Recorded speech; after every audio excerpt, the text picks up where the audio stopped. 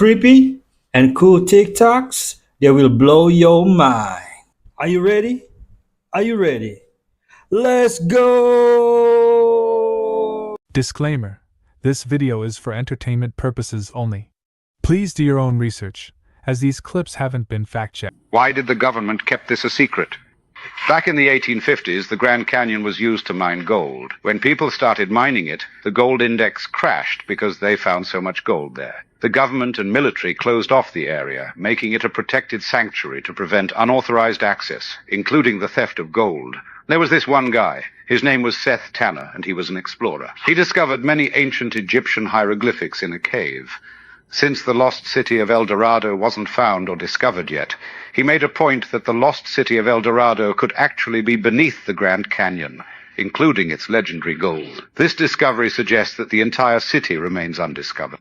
The government is keeping this discovery a secret because they're worried that if it gets out, it could mess up the gold market by bringing in a lot of new gold all at once. Or even worse, people breaking into the Grand Canyon to steal gold. That could explain why they've put big metal doors at every entrance. And that's also why many people often say, at 9:05 Wouldn't workers over the years investigate this? p.m. on September 23rd, Correctional Officer Matt Schreiner strolls the cell block 3 catwalk. He pauses at a locked cell, reaches in the door slot, and is handed contraband. Schreiner then surreptitiously passes it to an inmate next door. Moments later, the young security guard stops at cell 203 to chat with one of the most dangerous inmates in the entire prison system. You probably know his name. Clifton Bloomfield is a notorious serial killer who was sentenced to 195 years after he murdered 5 people in Albuquerque 10 years ago. A few words are exchanged, and then, inexplicably, Schreiner unlocks Bloomfield's cell door. Why? Well, Schreiner later told investigators he just didn't remember allowing the convicted killer out of his cell. Bloomfield jumps the unarmed guard and overpowers him. With a shank at his neck, the prison guard is taken hostage. Bloomfield grabs Schreiner's keys and proceeds to unlock cell doors. Schreiner is able to break away. He dashes down steps to the first floor, grabs his walkie-talkie, and runs for help. With keys to the entire 40-man cell block and no guards, the inmates take control. Cell doors are unlocked, and some of the most dangerous prisoners in the state go on a rampage. The main entry door is barricaded. Some prisoners use their newfound freedom to settle scores. One inmate, a suspected informant, is assaulted in his cell, his throat slashed. Other inmates disable the prison's surveillance cameras. They start a fire and trash the cell block. The prison's riot response team assembles outside. They flood the cell block with tear gas and flash grenades. About an hour after the uprising began, prison security, dressed in riot gear, gained control. The entire cell block is declared a crime scene. Inmates are rounded up, handcuffed, and escorted one by one to the prison's day room. The inmate who was attacked is found in cell 109 unconscious in a pool of blood. Officers drag him out and call an ambulance. Ringleader Clifton Bloomfield is handcuffed and escorted out of the trashed cell block to the medical unit. The prison complex is placed on lockdown, and a Department of Corrections investigation is launched. This has to be the dumbest prison guard ever. Alexander Solzhenitsyn once wrote that there is nothing like the wrath of the man who never wanted to be violent. Once you take away the person that just wanted to live a normal life, I just wanted to be left alone, I just wanted to be a regular guy, and once they push the normal person too far to the point where we are no longer able to be that guy, they've killed that person, they've killed that part of us, to now we're at the point where we have to be living by the rules of the jungle to protect our family, to protect ourselves. The wrath these people are going to feel is going to be medieval. Yeah. Oh, God, that's a good point. Wow. I feel like I just took a blue chew. Absolutely true. The most dangerous opponent is one who's got nothing left to lose.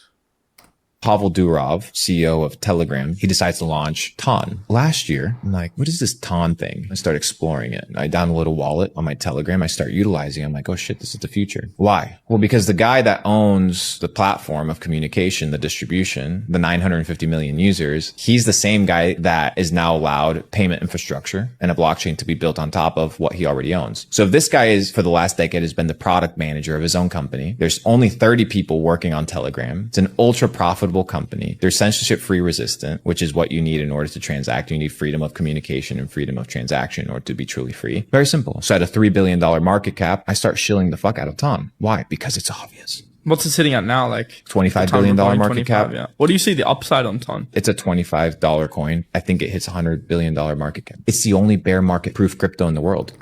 70% down, since this interview. I checked it. These are all CIA issue briefcases from the Cold War, and this particular one contained a camera. And the camera was a Robot brand camera. That was a German company. It would shoot through over here, and you would take a picture by pressing the backside of the attaché case, and it would depress this lever here that was inside. So this is one of the artifacts that we've been discovering during our inventory. We need to do more research on it. But this is a 1960s collapsible ladder used by the CIA. Really? It's only mine because it holds my suitcase. It looks like home to me. Our third CIA Cold War attaché case does not have fancy equipment in it, at least not that you can see, but it does contain armor. If somebody starts shooting at you, you can hold it up like this, or even, if possible, open it out and protect yourself this way. Funny, there is a cartoon idea to get out a ladder from a suitcase. You remember that, right? The ocean, think of it as a giant lake with all of the continents as islands. I can roll with this now. The shoreline of our world is Antarctica. The foundation of Antarctica is higher than any other continent. Everything that you know is a lie. The United Nations map, Flat Earth map. International Maritime Organization, Flat Earth map. World Meteorological Organization, Flat Earth map. International Civil Aviation Organization. These are the things that control the world. Why do they all have flat earth maps? What about this? Whoa. This makes sense. What if we lived here? What if this is where we live? Right there. These are other ponds with their own suns. Not a commercial plane has flown over Antarctica? No, none, ever. Whoa, why? Because you can't fly over Antarctica. Look there. World Cup soccer. Oh. Okay? They were in Doha. They wanted to go back to Buenos Aires. They went to Rome to refuel. And then they went back there. Why didn't they just go here? Because if they did, there's no place to refuel out here. On a flat earth, Doha, Rome, Buenos Aires. So here's an emergency. They were going from New York to Hawaii, right about here, and they said we have to land. So they went to Seattle, which is like 1,000 miles out of the way. They got there in record time. New York, Seattle. Yeah. Who's directing the airlines to construct these flight pathways? Kanye West has said a lot of crazy things. I think we can all agree on that. But one of the things he said that may have been right is the situation with his children.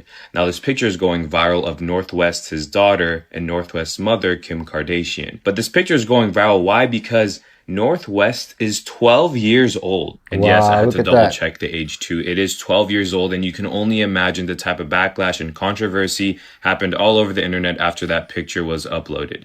Now, this is what Kanye said.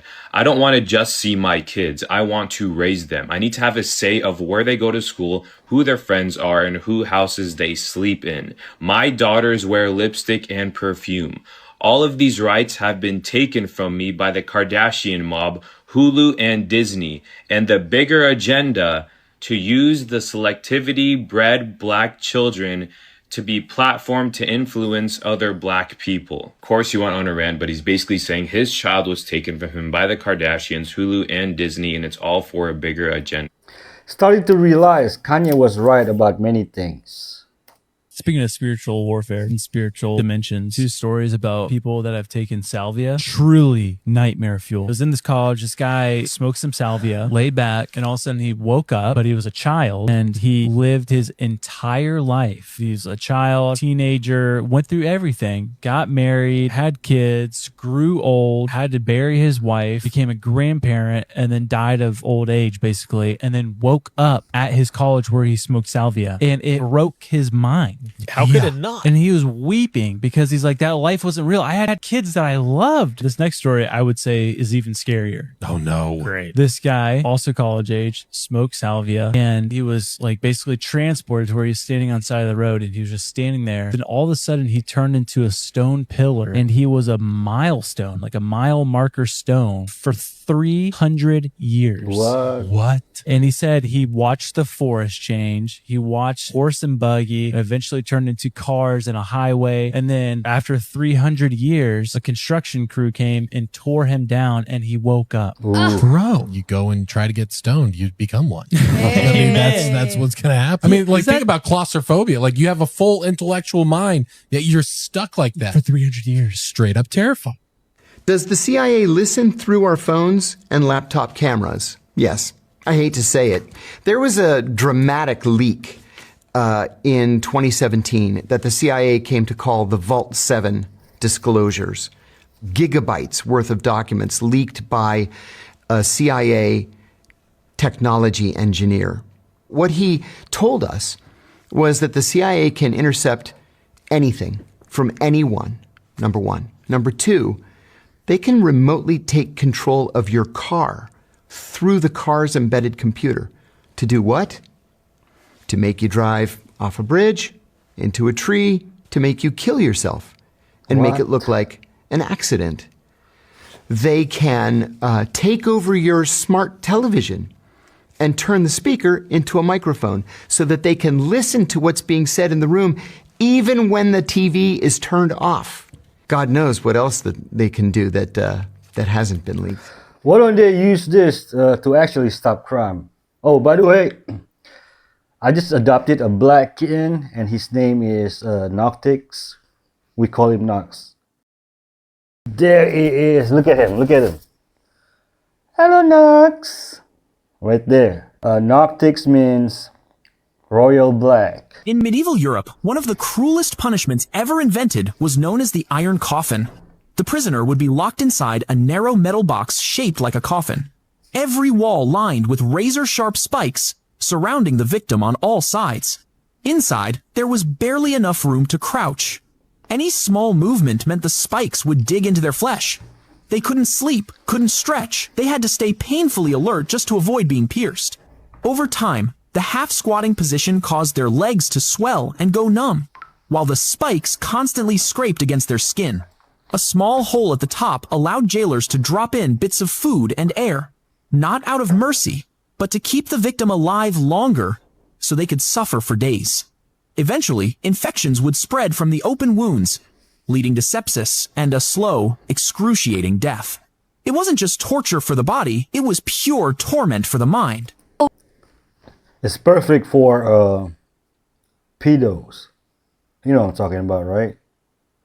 Over 100 corpses were inside the hospital morgue by one man who had a key card and a penchant for dead bodies. The crimes committed by David Fuller over the course of 3 decades revealed the largest necrophilic crime spree ever recorded in British legal history. David Fuller, aka the Morgue Monster, worked as an electrician for 2 hospitals in the UK during the 1990s and 2000s, giving him full, unfettered access to the morgue. He went on to assault over 100 female bodies whose ages spanned from just 9 years old to 100. David meticulously cataloged his crimes as well and compiled over 1 million photo and video files of him abusing dead women. It all began in 1987 after David killed 2 innocent women in order to gain access to their dead bodies. After he realized how much he got off on abusing dead women, David found employment at not 1, but 2 different hospitals in the UK that provided little, if any, oversight, which enabled him to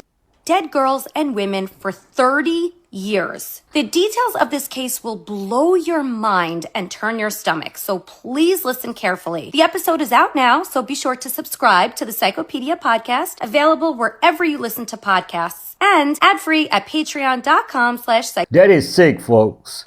Remember that medieval torture things? Yep. Fugitive cocaine lord Pablo Escobar. Escobar, a ruthless killer, A bloodthirsty gangster. One of the world's most hunted men. Killing 19 and injuring nearly 200. Scouring the countryside for Colombia's most wanted man. So far, Pablo Escobar has outfoxed them. When I was running with the Colombo family, we thought that we understood power. We thought we knew what it meant to really control territory and move serious money in the streets.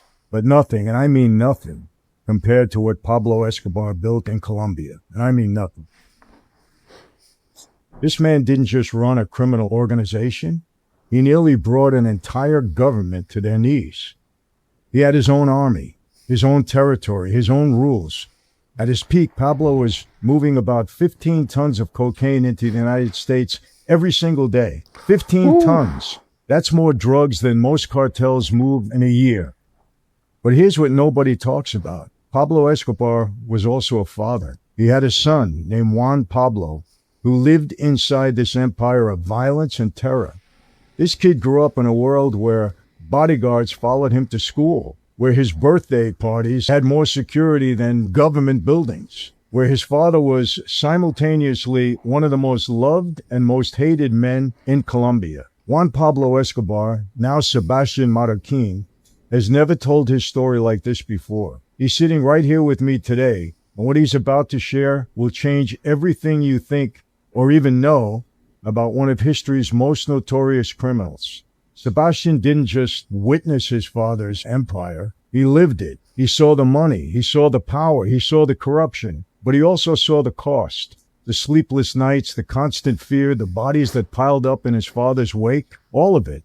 This isn't speculation from the outside looking in.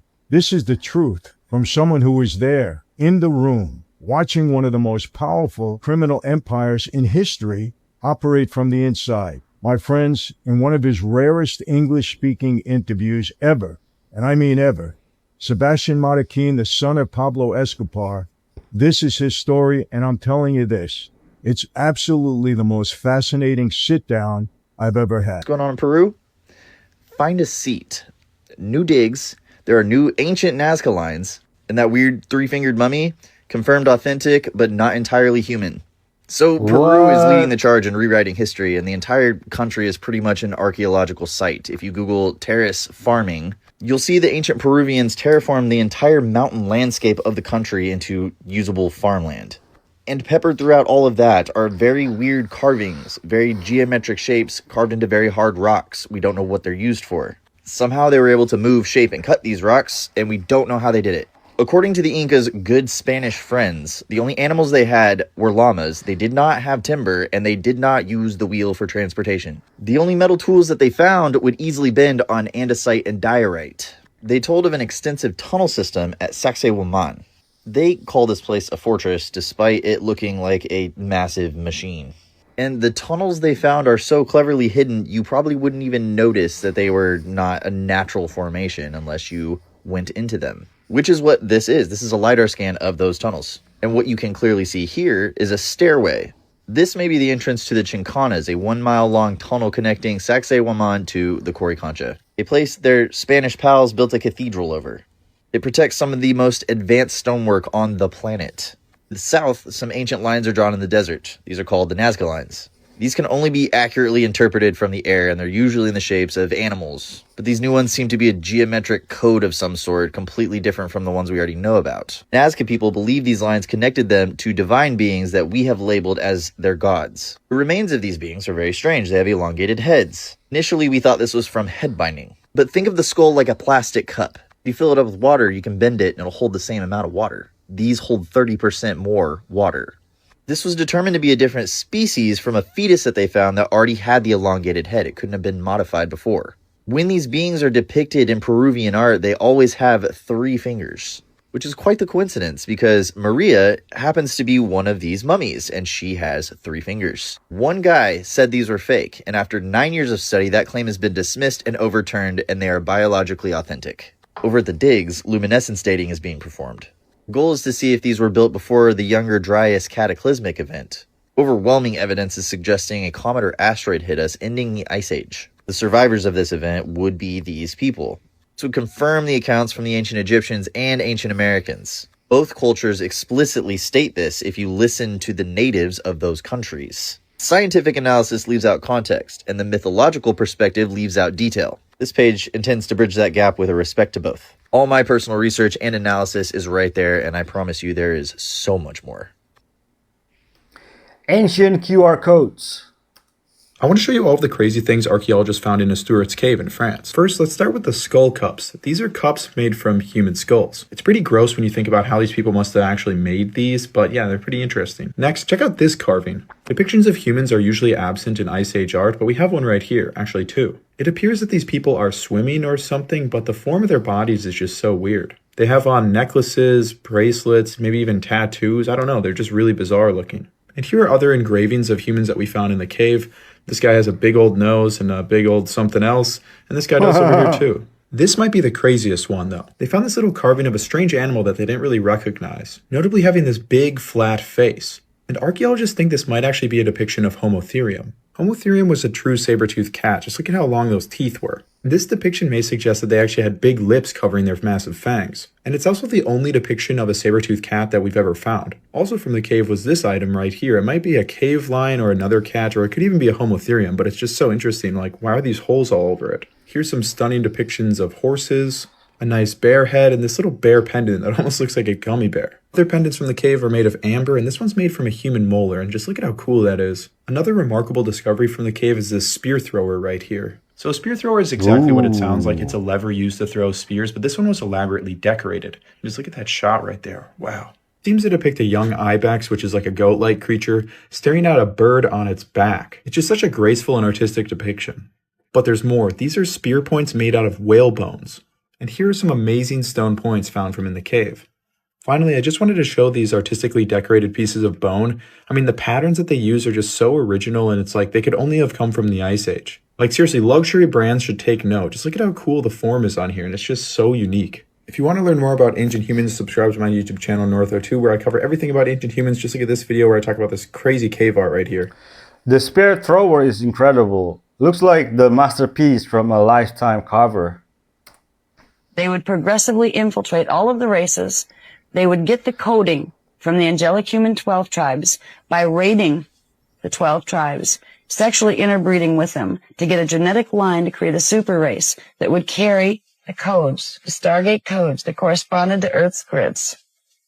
So they had, not only were they fighting for the Templar now they were targeting the angelic human race because it had the codes, and if they could interbreed, because now they were capable of creating live offspring, if they could create a race that would hold all of the Stargate codes, and they'd have to do it one group at a time. They'd have to infiltrate tribe 1 and tribe 2 and tribe 3 and very carefully interweave what tribes they raided to create a race of children, a race of human mutants that would look like the rest of us, that would have the keys to the Templar running in reverse. This is what they tried to do, and it was an official agreement that was made. What we're living right now is the end of that agreement. There's some interesting things done in order to fulfill that agreement. Interesting and horrific. The most important one that I'll add to this, because there's a whole list of them that I can go through, and I'll just go through the list real quick. I have super strength in me. It's called the Holy Spirit. John 3:16. Ducks Dennis out and he brings him here. Strips him naked, puts him in the water. Creates this barrier around the deep end and all along the edges, so he can't get out no matter how hard he tries. Then he begins releasing these things into the pool. Bloodletting by leeches process went on for nearly 3 straight days.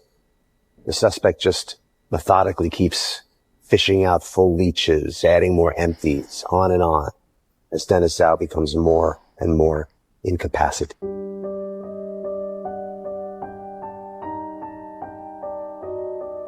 first, watching this clip, it becomes abundantly clear that this is pure chaos. Even so, it's even more messed up than you possibly could think. This right here is footage from a Hollywood movie recorded back in 1928. It is depicting Noah's flood, and like I mentioned, this is complete chaos, and because of that, multiple people lost their lives. As you guys could probably guess, CGI back then, not really a thing. So, in order to recreate the flooding for Noah's Ark, around 600,000 gallons were used for this scene. 3 extras ended up losing their lives by drowning. Another individual required their leg to be amputated, and when all was said and done, approximately 28 ambulances had to be called onto set to treat other various injuries, including, the lead ended up getting pneumonia as well during the filming. I'm not kidding. If you tell me to picture hell inside of my mind, this is somewhat what comes up. I could not imagine what would possibly be going through somebody's mind if they were passing away during the filming of this movie. And it still got thrown in. Are we not allowed to say the word die anymore, or what? Vanderbilt's destroyed wealth faster than any family with that amount of wealth. They had more money than the U.S. Treasury. Cornelius dies, his eldest son doubles the estate in 9 years, but then after he dies, it takes 54 years before the first Vanderbilt dies broke. And they own 10 mansions in New York. Those are gone, not in their family anymore. They own the Breakers in Rhode Island. That's not owned by them anymore. Where the Rockefellers are on their 6th generation of wealth, and everybody that partnered with Rockefeller is on the 6th generation of wealth. David Rockefeller talked about how he didn't even know that his family was wealthy when he was really young until the students told him, because they kind of kept that from him because they wanted him to figure out how to earn it and have some motivation. And then he was invited when he was older to the family retreats, which they were doing quarterly. And so there's like this conversation, because wealth is built through committed conversation. If someone inherits a bunch of money and they haven't earned it and they haven't been talked to about it, it's like getting under a 405-pound weight rack and trying to squat when it's the first time you're in the gym. It is going to cripple you. Waterfall system. Al Capone spent most of his life untouchable. The king of Chicago crime, a man who ordered murders with a phone call and walked into courtrooms smiling like he owned the world. But the way Al Capone died, it wasn't violent. It wasn't glamorous. It wasn't the fate anyone expected for one of the most dangerous men in America. It was slow, humiliating, and horrifying. Because Al Capone didn't die from a bullet or a mob hit. He died from his own brain rotting away. What? Capone contracted syphilis in his early 20s, Ew. and like most men in the underworld, he ignored it. Back then, there was no cure, and untreated syphilis doesn't just attack the body. It eventually invades the brain, destroying memory, personality, and basic reality. By the time Capone went to Alcatraz in the 1930s, the disease was devouring him from the inside. Ooh. Guards reported he wandered the cell block talking to people who weren't there. He forgot conversations seconds after they happened. He would sit on his bunk for hours, rocking back and forth, whispering to himself. At 40 years old, the most feared gangster in America had the mental age of a 12-year-old child. Oh, man. After prison, Capone was sent to his Florida mansion, but what awaited him wasn't peace. It was madness. He spent his days fishing from an empty pool. Oh. He talked to dead friends. He thought the FBI was hiding in his walls, and sometimes he carried a baseball bat through the halls, claiming he needed it to fight off ghosts. His final days were truly horrific. In January 1947, Capone's brain finally gave out. He suffered a massive stroke, then pneumonia. His fever spiked. His pulse crashed. He drifted in and out of awareness, often calling out for people who weren't alive anymore. Family members said his eyes didn't look human anymore. The disease had hollowed him out completely. On January 25th, 1947, Al Capone, once the most powerful crime boss in America, died gasping for breath, confused, unable to recognize the people at his bedside. He was just 48 years old. The man who ruled Chicago with fear, violence, and blood left this world not with a bang, but with a mind destroyed by his own past. His legacy was power, his downfall was disease, and his death was one of the most horrifying Hollywood never bothered to show you. I heard milk has an expiration date because of him. Is that right? The man who captured these photographs vanished mysteriously in 1906. He left behind something impossible. 374 images documenting a full journey through hell, purgatory, and paradise. His name was Franz Alessandro von Hohenberg. The images were found decades later, in 1966, by Pietro Bernardi, a Vatican archivist, sealed inside an old wooden crate. Inside it, he discovered a damaged diary and hundreds of photographs showing demons, the circles of hell, the mountain of purgatory, and even the celestial spheres of paradise. Piece by piece, Bernardi reconstructed the journey, the descent into Dante's Inferno, the climb through the terraces of purgatory, and Franz's final unreachable dream, reaching the Candida Rosa, the luminous heart of the Empyrean. The photographs seem to confirm that he actually reached it, and the last image left behind is this unsettling sphere, a mystery that will be explored in a future video. But here's the truth. All of this is part of a fictional universe created by me. Every photograph in this archive was initially crafted using Midjourney. After hundreds of attempts and a careful artistic and photographic selection process, editing and redrawing, I arrived at the images you see on this profile. It's an artistic project inspired obviously by the Divine Comedy, by the illustrations of Gustave Doré, and by the idea of a lost photographic expedition into the three realms. I'm currently working on a full book that collects the entire archive and the story behind it.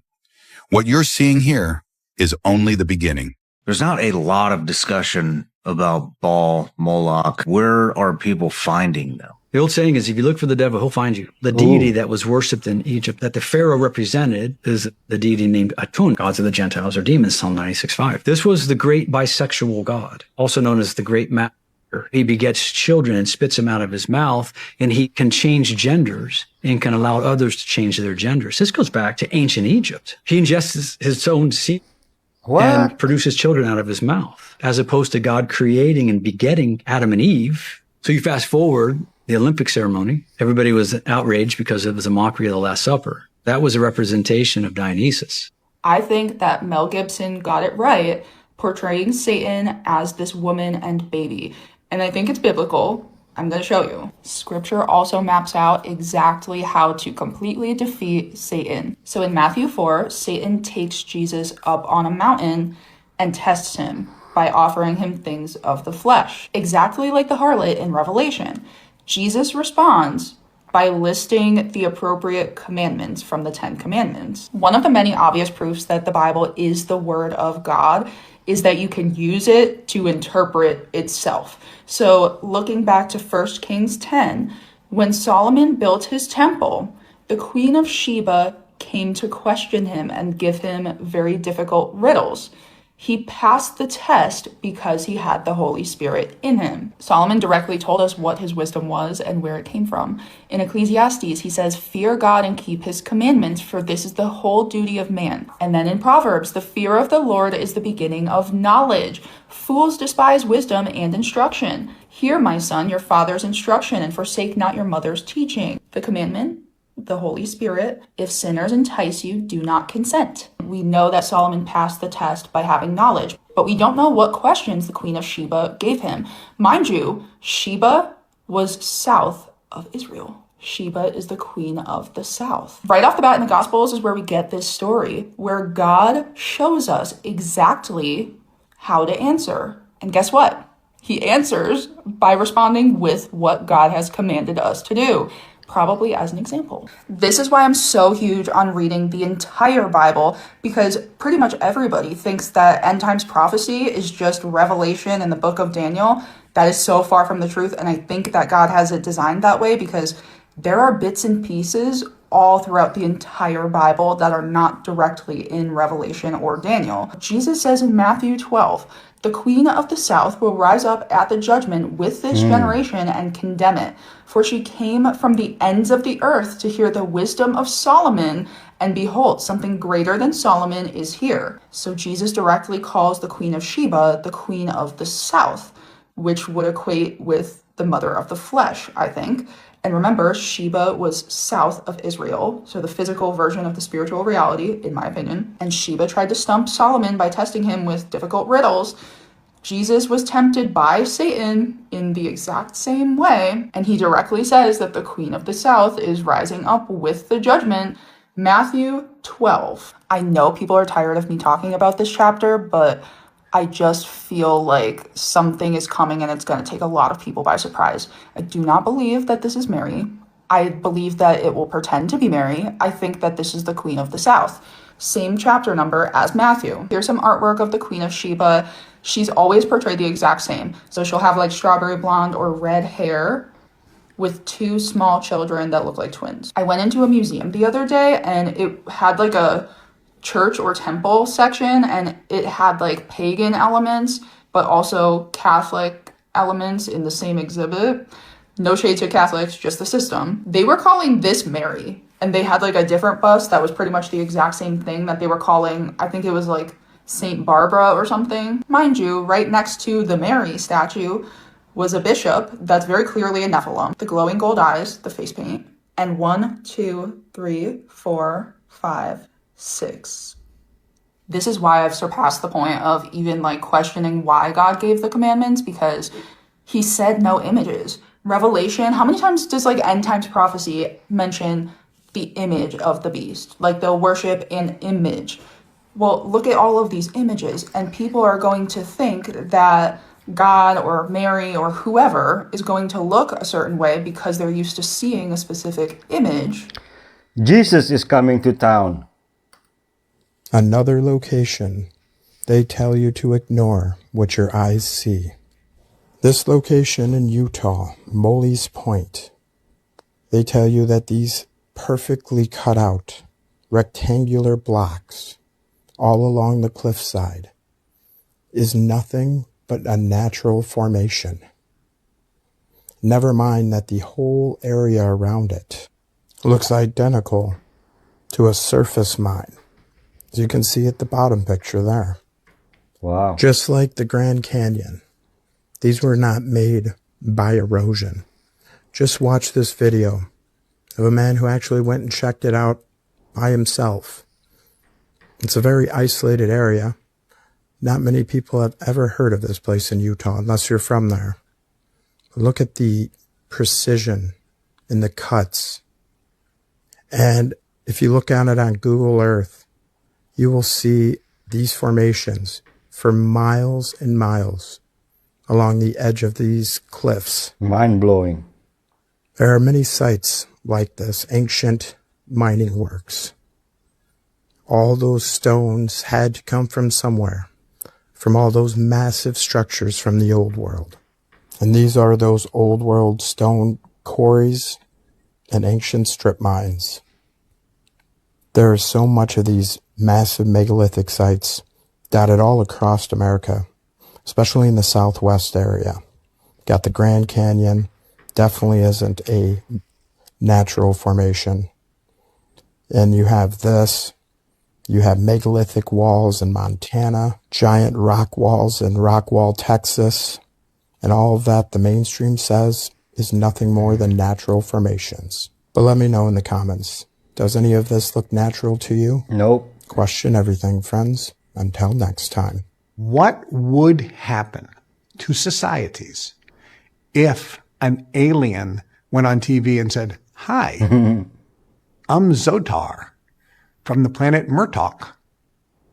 Glad to meet you all. And we've been around for a long time.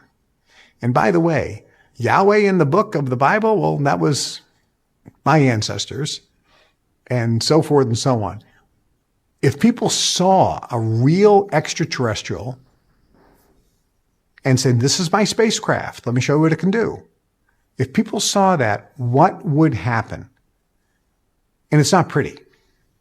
And this is why they say we're not ready yet to fully reveal. The good news is that it's getting better. These reports are showing that. What's most interesting is the Mexican people have the lowest incidence of cancer anywhere on the planet. And the reason is they kill the ascaris with this particular product here, we all know to be the jalapeno pepper. And those seeds of the jalapeno pepper, only 10 or 15 seeds twice a day, have the ability to kill the ascaris, which she found to be a major cause of why the body loses oxygen at the tumor sites. And to kill that, you use the jalapeno seeds, and then you back that up with a little ozonated olive oil. This is the wealthiest old chief in the tribe. His large, luxurious mansion is built from mud and is the most splendid house in the area. The first wife told the photographer that she lives in that house with about 10 other beautiful young girls to take care of the chief. Meanwhile, dozens of his other wives live scattered in small thatched huts. Some are pregnant, crammed into tight spaces with no beds, sleeping directly on the ground. Despite such harsh conditions, young girls still compete to become his wife because he is seen as the Donald Trump of the region. He controls the distribution of cattle, so all tribe members willingly obey him. Recently, the chief is preparing for his 100th marriage, and the villagers have started building a new house for him and his upcoming wife. Every time he marries a new wife, he kills sheep and cows to celebrate with a feast that lasts 3 days and 3 nights. The whole tribe gets to enjoy meat on this occasion, which is a rare treat for them. If someone gave you $1 million, would you be willing to marry him? The Donald Trump of the region? That's funny.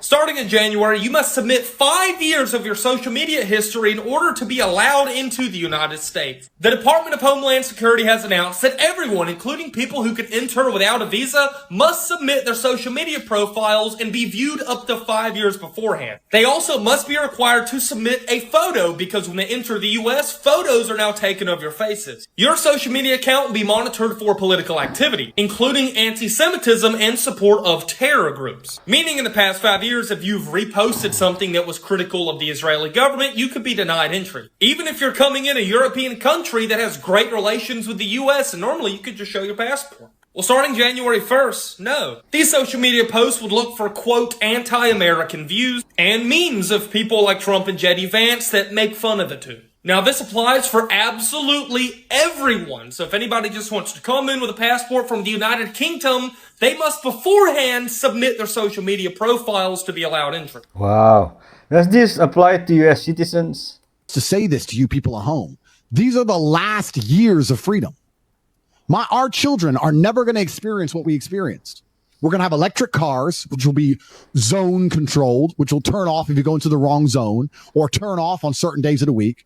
We're going to have money, which they control completely and absolutely, CBDCs, which they can freeze at any moment or only allow you to spend it on certain things or only allow you to spend it in certain areas. This is the beginning of the absolute end. We're entering complete tyranny and slavery. Nobody seems to give a shit.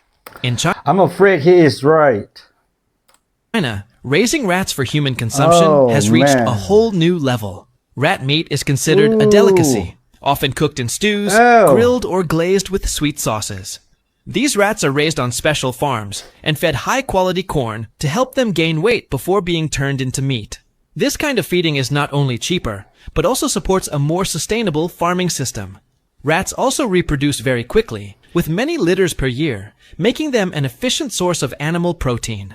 The popularity of rat meat has grown thanks to social media and video platforms, where farmers and chefs show many creative ways to prepare it. In some parts of China, raising rats for food is still a strong tradition, showing how people adapt and look for more sustainable food solutions. Would you eat them, folks? Let me know in the comment.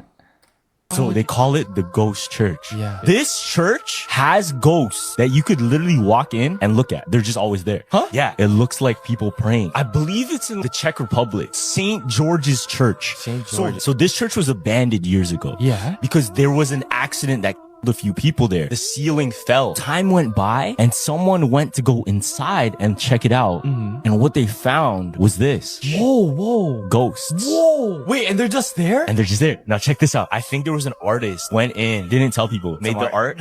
Somebody walked in and saw all of that. Holy fuck. Yo. And then it became like a landmark now. Yeah. And this local was kind enough to bring me inside his home and show me something very important he'd been stockpiling. Oh, right here. Okay, it doesn't smell that bad at all. Bro, what the f...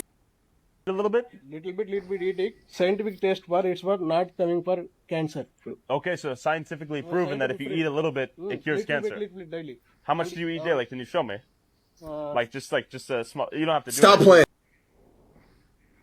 I'm gonna get tight. Anything. Oh! How does it taste? Oh my god. But we are playing. Oh my god. Oh. I'm not intelligent or anything, But Poop leaves the body for a reason. know what he did 2 days before he killed himself? Epstein's estate transferred $577 million into a trust he created 2 days before his death. And it was called the 1953 Trust. Why 1953? That's the year he was born. A little weird, 2 days before. Either you are like fully prepared, or it's a little weird. And Epstein was arrested in July 2019 and died just 1 month later. And by the way, that money that, the 2 days before he died, he moved the $577 million into the 1953 Trust. That $577 million moved all the way down to $40 million. Just recently, January of 2025, the estate received another $112 million in a tax refund. Now the money is back up to $145 million. It used to be at $40 million. Little weird that the money is still moving around. And a couple names in this case you got to be looking at: attorney and accountant Darren Indike and Richard Kahn. And in the back end, as a backup, is a guy named Boris. He's alive. He was a Mossad agent blackmailing the world. 10 ribs. 10 ribs? Oh, jeez. Oh, sorry. That 10 ribs to push in my rib cage. Yeah, I just got off the corset. Surgically, they went and cracked your ribs? Yes. No way. I wanted to crack 14, but he would only do 10 on me. This is his kryptonite. This makes him uncomfortable. Really uncomfortable. Yeah? It's the idea of someone opening you up and breaking your bones like that in my head. It really makes me feel like physically uncomfortable. Yeah. Male's rib cage is a little more H-shaped. Yeah. And the female's rib cage is more V-shaped. Yeah. I broke 5 ribs on each side to turn the H into a V. How long was the recovery for that? Overall 3 months. What did you have to be careful of in that time? Oh, I can't get too hard. What? At that level, mental health needs examination. If you're a clueless and uneducated person wanting to visit India someday, just take a look at this video. I'm starting to think their god is just a pile of comes out of an ass, because every video I see, it's just Indians worship. I don't even know what India's god looks like. If anything, these clueless Indians should be worshipping to unfiltered sniper. They should be praying to me as if I am their god. I honestly don't know how India is still a thing after seeing stuff like this. Like, how have they not created a global pandemic or something? I'm thinking about taking a fat-ass shit and mailing it to a random person in India and have them eat it, so I can finally say that my shit is fantastic. India is still in 1950 BC.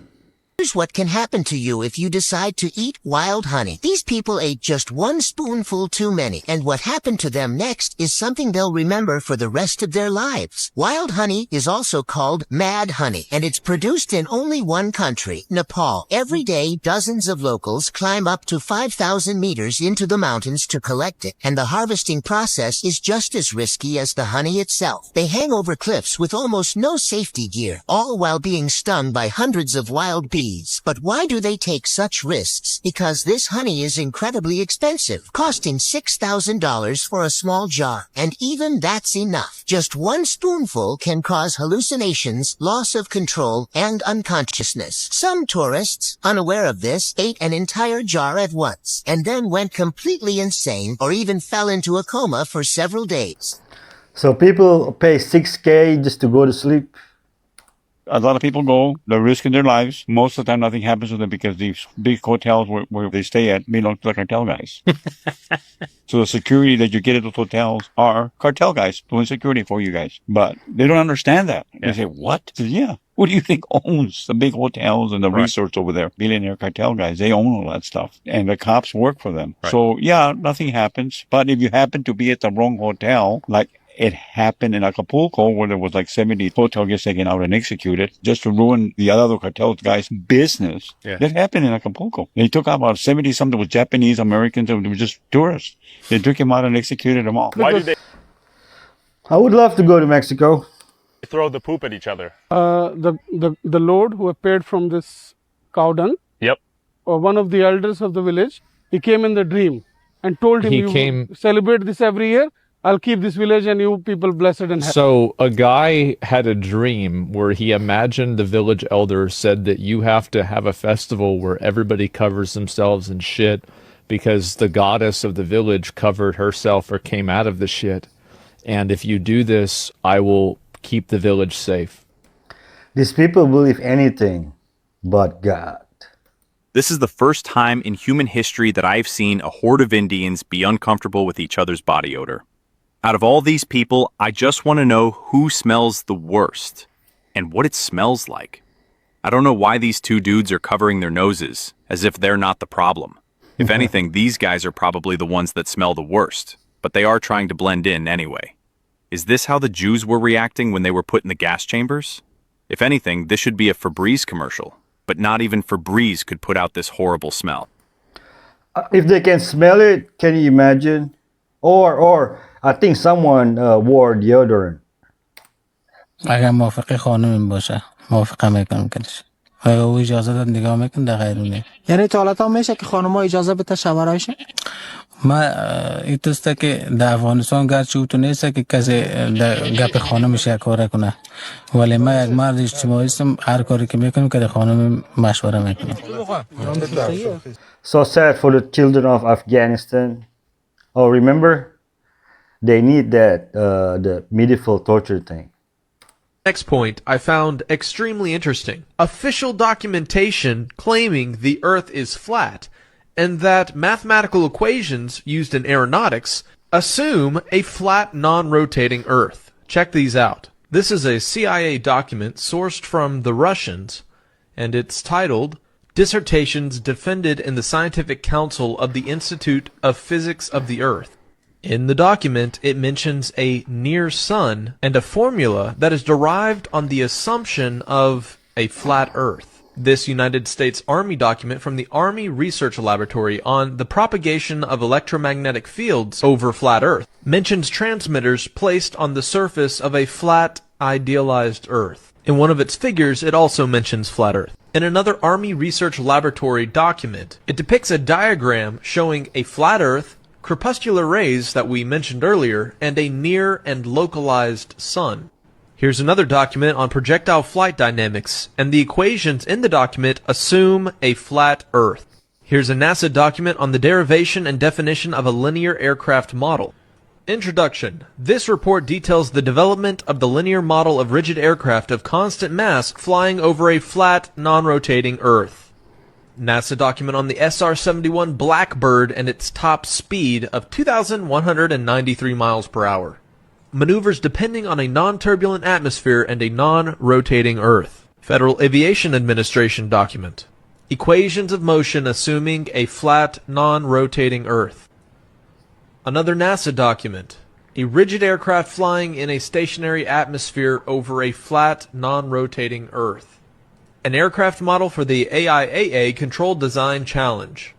Flight dynamics of a rigid aircraft flying in a stationary atmosphere over a flat, non-rotating Earth. NASA Technical Paper 1285. Flat, non-rotating Earth. A NASA Georgia Tech project in conjunction with the U.S. Air Force. A model frequently used is that of a flat, non-rotating Earth. You might argue that some of these documents are taken out of context, but you have to admit that a lot of these flight calculations are based on a flat, non-rotating Earth because they come right out and say it.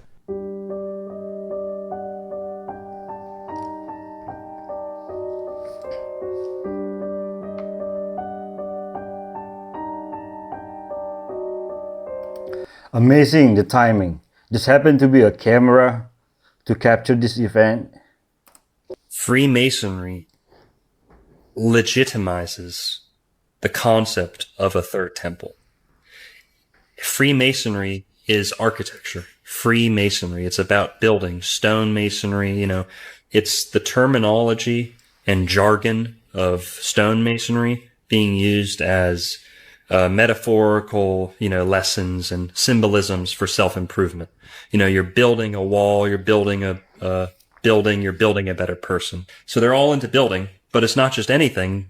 They believe in the temple. Everything is the temple. Everything goes back to Solomon. Freemasons believe their art form, their science, their philosophies, their inner teachings go all the way back to Solomon, who built, allegedly, the first temple. All 33 rituals are Judaic in origin. Albert Pike said this about Freemasonry in this very book. He says that Freemasonry is based almost totally on the Kabbalah. Yes. Jewish magic. Yes. And many Jewish rabbis have admitted this, and they say that In all of the rituals of Freemasonry, you will find the Kabbalah, the system of magic of the Jews. For example, the 30th degree of Freemasonry is the Knights of Kadosh. Yes. And it involves skulls and black robes and a knight laying in a coffin speaking from the dead. Yes. And all of this turning to the god of the underworld, the gods of the underworld, is all related to Jewish Kabbalah because they believe in necromancy, communication with the dead. And they believe that in the last days, a Kabbalistic master will come upon the earth and there will be a Jewish utopia, a new world order of the Jews. But they must go along with what are called the Noahide laws and be good Gentiles and go along with Kabbalah. And if they recognize that the Holy Spirit is the serpent. And by the way, that's also taught in the 32nd degree of Freemasonry that is, the serpent is the Holy Spirit. Right. And he is going to encircle the earth. Before we begin, an important disclaimer. This video is not meant to excuse, justify, or humanize the crimes of those who were executed. Nothing here is intended to diminish the suffering of their victims or the pain carried by families left behind. This series exists purely out of historical and morbid curiosity. To understand how execution methods were actually carried out and what they physically felt like, because that reality is often skipped over or sanitized. Hanging is one of the oldest execution methods in human history, and despite what movies show, it was almost never quick. What it felt like depended entirely on how the hanging was done, and for most of history, it was done badly. In the most common method, the short drop, the person didn't fall far enough to break their neck. Instead, the rope tightened slowly as their full body weight pulled downward. The first sensation wasn't pain. It was panic. Oh. An overwhelming, instinctive need for air. The throat compressed, the tongue swelling, the chest burning as the body screamed to breathe and couldn't. Blood flow to the brain wasn't cut off, just restricted. That caused intense pressure inside the head. Vision narrowed. A roaring filled the ears. The face darkened as veins swelled under the skin. People didn't struggle because they were afraid of dying. They struggled because the body refuses to suffocate quietly. Witnesses described violent kicking, clawing at the rope, uncontrolled drooling. Muscles lost control. Sometimes the body released urine or feces as consciousness faded. Unconsciousness could take 30 seconds to over a minute. Death could take several minutes. And every second was felt. Oh, God. In partial hangings, where the feet still touched the ground. It could be even worse. Victims instinctively pushed upward to relieve pressure, gasping briefly, then collapsing again. A cycle of choking, relief, and choking again. In the 1800s, the long drop was introduced to make hanging more humane. When calculated correctly, it could break the neck instantly. But executioners often misjudged. Too short, and the person strangled slowly. Too long, and the neck could be catastrophically damaged. Hanging was never designed to be peaceful. It was designed to be public, to terrify, to make an example. And for the person at the end of the rope, it felt like panic, pressure, burning lungs, and a body fighting to survive long after the crowd believed it was over. We need to bring that back for them who heard it. You know, like pedo.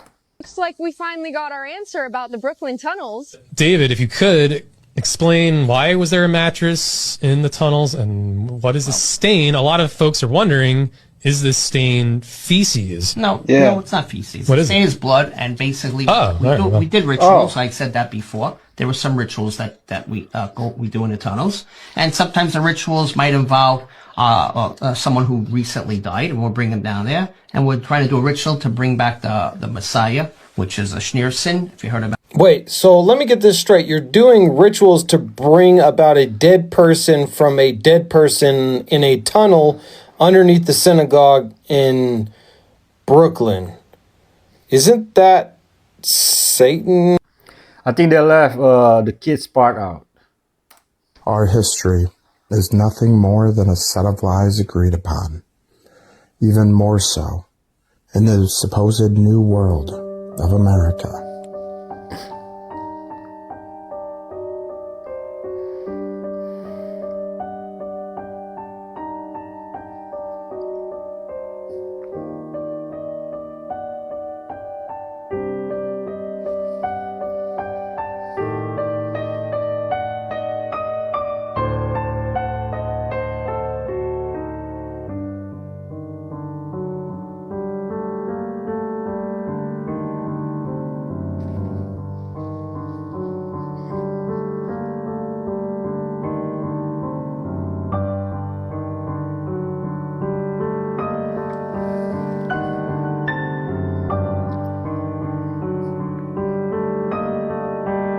Wow.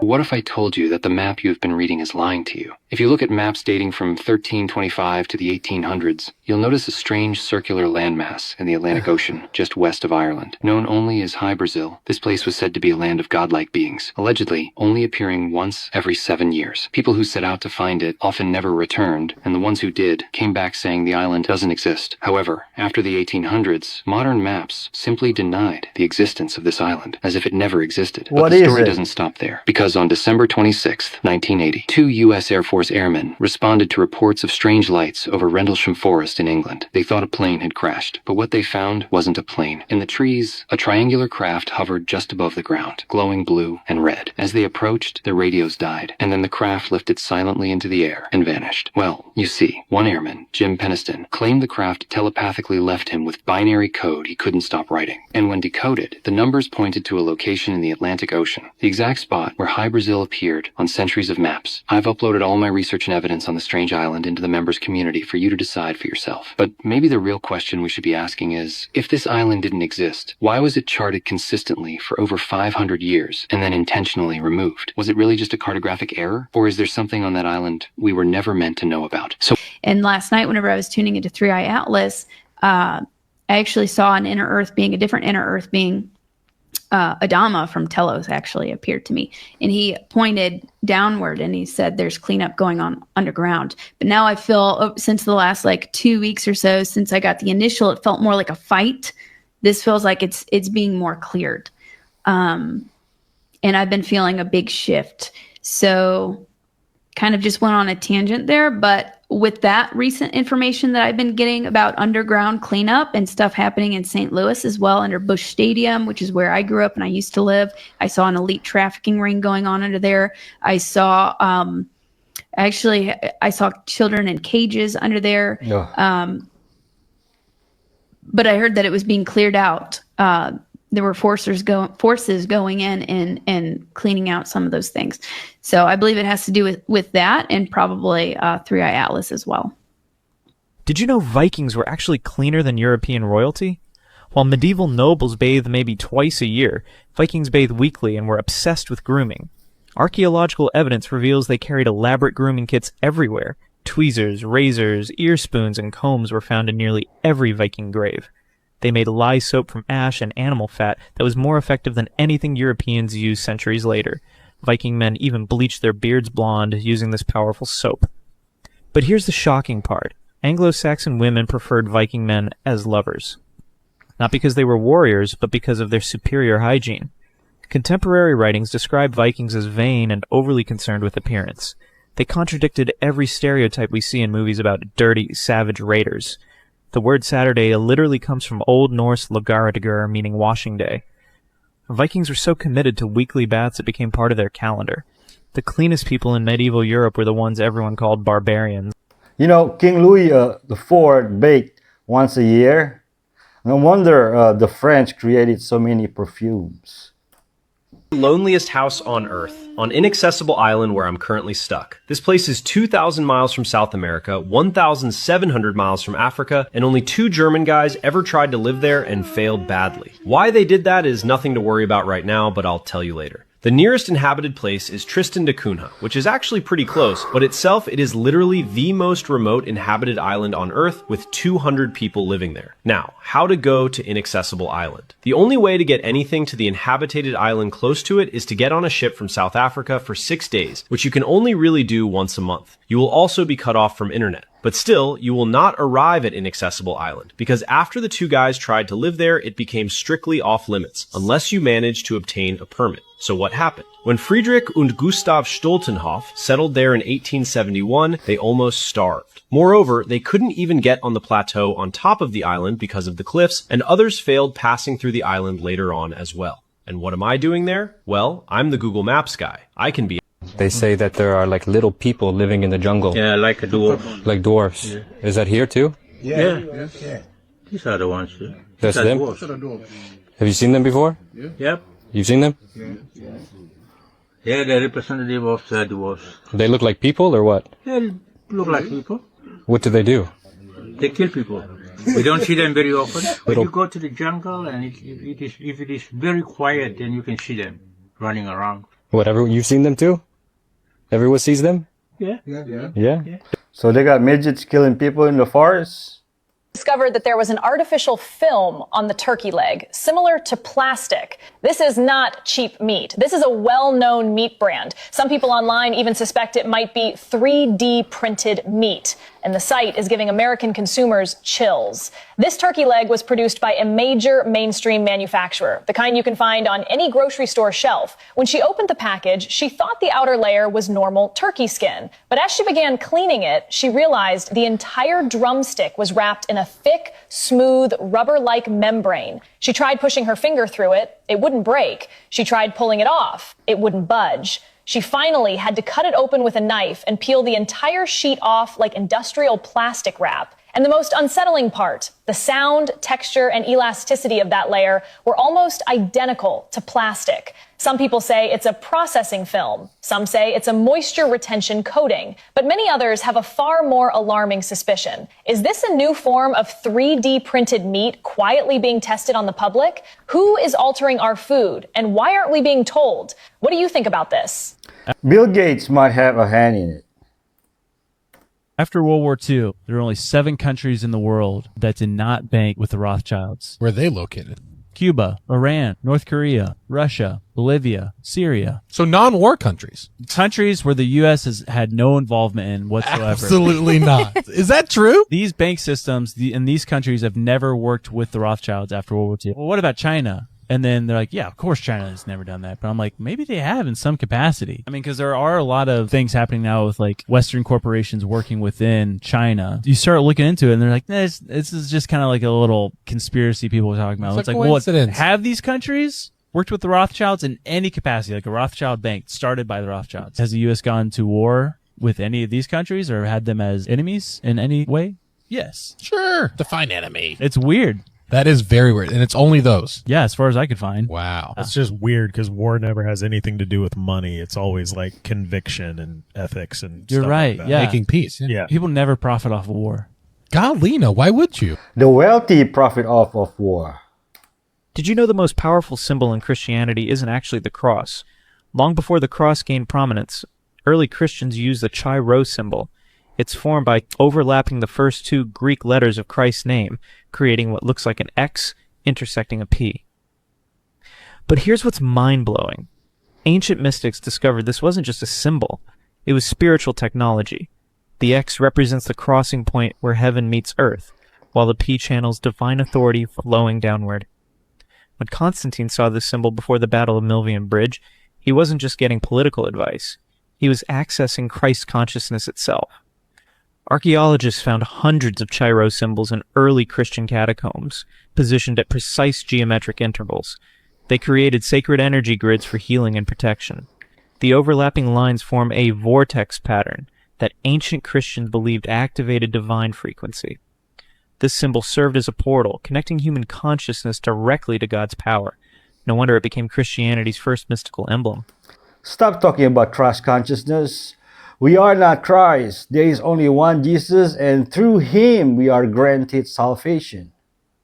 The oldest records of the Old Testament, unedited, and there were 11 caves initially. It was in cave number 1, the first cave and the first vase that they found and the first scrolls they found. One of those scrolls was called the War Scroll. And they did not want that to be released to the public and they didn't until 1995. And you have to say, what could possibly warrant the time and the energy and the money to keep that from being shared? Well, there's a piece of that War Scroll, and it describes the things you're talking about, and it goes further. It describes a series of battles. Some are won by what are called the sons of darkness, and some are won by what are called the sons of light. The last battle, the sons of light prevail, but there's a catch. And the catch is the sons of light prevail through divine intervention. However, the people of the earth must accept their own divinity for that divine intervention to be possible.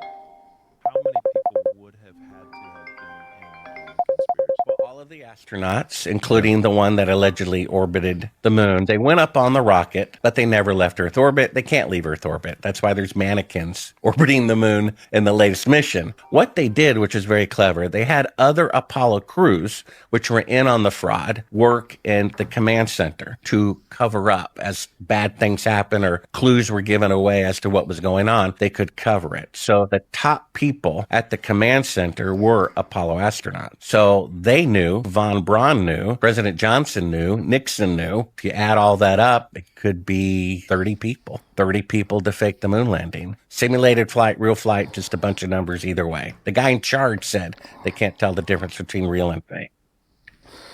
Okay. Welcome to the cursed grave of Shay Moore. I am quite a superstitious person and I genuinely will not touch it. So when I first came here and did the video, I mispronounced his name. I said Seth Moore, but it's apparently pronounced Shay Moore.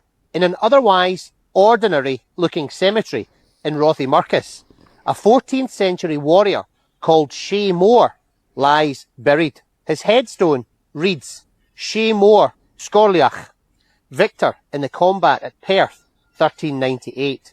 He was the chief of the Shaws. At some point, 5 squat, cylinder-shaped stones were placed atop the grave to protect the clan chief's soul. It's said that these stones are cursed, as stories have circulated of people becoming ill, even dying, after messing about with them. The metal bars over Shay Moore's grave are, however, a modern addition. The story goes that all 5 stones were thrown off a nearby bridge in the 1980s. They were retrieved and placed back on the grave, and an iron cage was placed over them. Visitors leave coins as an offering to his ghost, but I can promise you, I am not going anywhere near it. So interesting. I wouldn't go anywhere near it either, just in case. He believes that the US, Russia, Germany, and France have been aware that the Anunnaki left behind some very high-tech apparatus and possible weaponry when they abandoned the Earth around 1700 BC, and that Saddam Hussein had been getting assistance from Russian, German, and French archaeological teams for years in an attempt to unravel and perhaps reverse engineer this apparatus, which Salah claims is probably far in advance of any technology we might have obtained from the Greys, from Zeta Reticuli, who he believes to be our friends.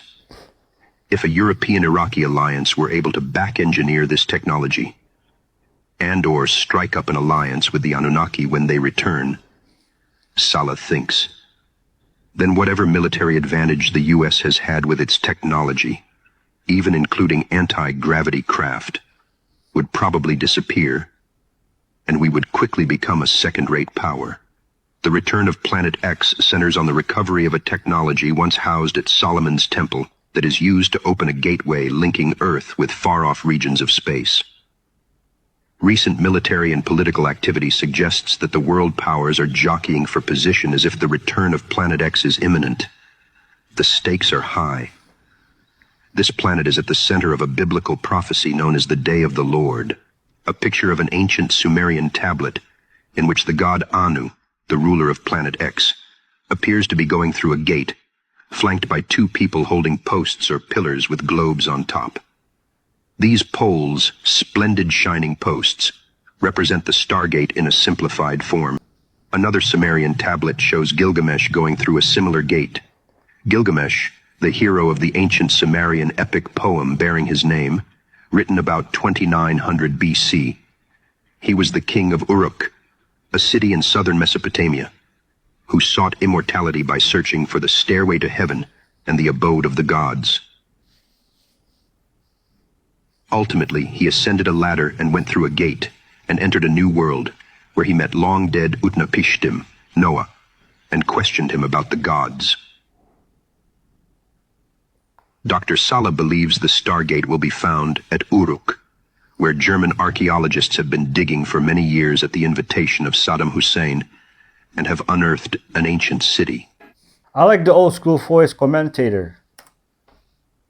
This guy is actually terrified trying to get this fish on his jet ski.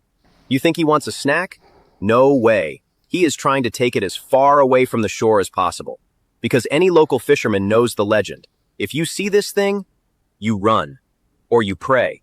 This is the oarfish, the legendary doomsday fish. It usually lives in the dark, deep abyss. If it comes up to the surface, it means something down there is breaking. The tectonic plates are shifting. It's not just a scary myth. Back in 2004, these things were spotted all over Thailand. A few months later, a massive tsunami hit and took over 200,000 lives. Then, 2011, Japan. Dozens of them suddenly wash ashore. The result? A historic 9.0 earthquake and the Fukushima disaster. Destruction always follows them. It is not a coincidence. These creatures feel the electromagnetic shifts way before our sensors do. They are nature's living warning siren. And now, it has been spotted again. Right here.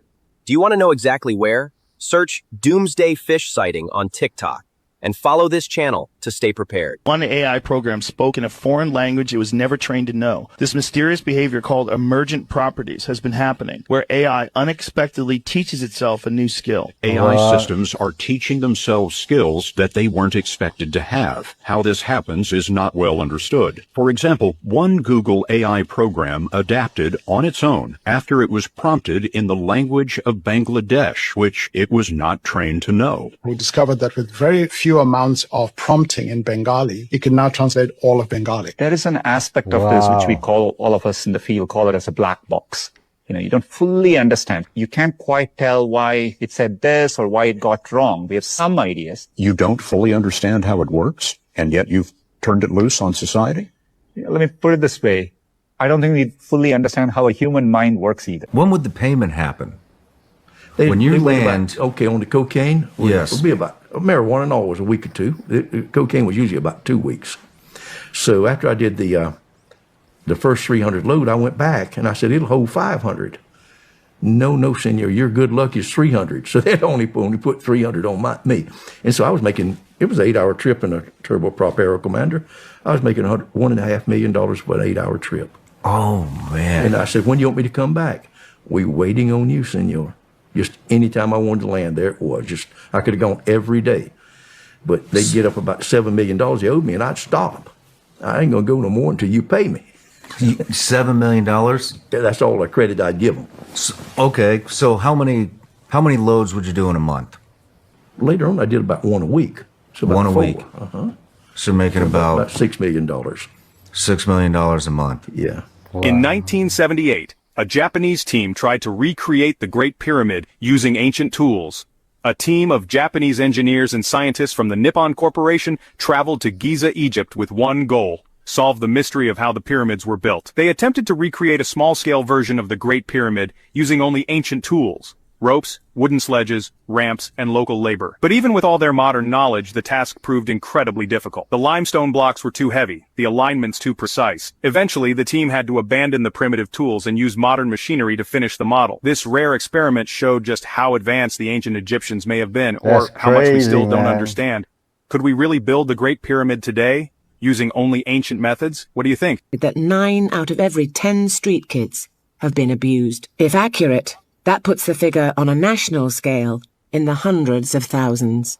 It's one of the most sad and shameful aspects of our society. I have to say I'm totally embarrassed by this, that we have not really been able to protect them. It's going on everywhere. In the big cities or small cities or towns, everywhere this is happening. At bus and truck terminals across Pakistan, drivers and conductors often keep boys on a permanent basis as helpers or apprentices. There is a culture to have a small child with you, go along with, and it means that the child is kept as a prostitute. What? Or as a partner, sexual partner. These people are sick.